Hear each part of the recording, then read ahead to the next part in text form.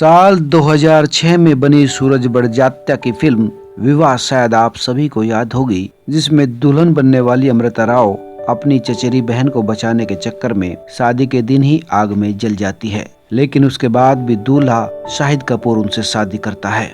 वह real life picture काफी hit हुई थी। ऐसा ही एक मामला देखने को मिला है संगम नगरी प्रयागराज में, जहां हाथों में मेहंदी लगी अस्पताल के बेड में पड़ी नई निविल दुल्हन आरती है और उसके पास बैठा युवक उसका पति अवधेश है, जो लगातार अपनी पत्नी की देखभाल कर रहा है।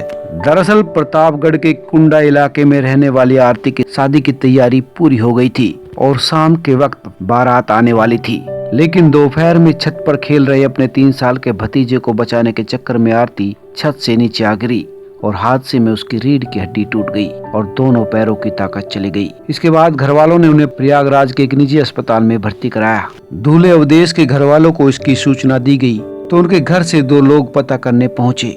मामले की सच्चाई और घटना की जानकारी दूल्हे अवधेश को भी दी गई। आरती के घर वालों ने अवधेश से आरती की छोटी बहन से शादी करने की बात कही, लेकिन अवधेश ने ठान लिया था कि वह आरती से ही शादी करेगा और उसे ही अपनी जीवन संगनी बनाएगा, चाहे कुछ भी हो। वो जीवन भर उसका साथ निभाएगा। अवधेश अपनी धर्मपत्नी आरती का पूरा ख्याल रख रहा है। अस्पताल में भी वो आरती के साथ ही है। दोनों पक्ष के रिश्तेदार और घर वाले दोनों की हौसला अफजाई और हिम्मत को सलाम करते हैं। आरती के घर वाले डॉक्टर से बातचीत कर एक दिन के लिए उसे एम्बुलेंस से वापस कुंडा ले गए, जहां अवधेश और बेड पे लेटी हुई आरती के 7 फेरे और दूसरी रस्म हुई। इसके बाद वापस आरती को प्रयागराज के इस अस्पताल में भर्ती करा दिया गया।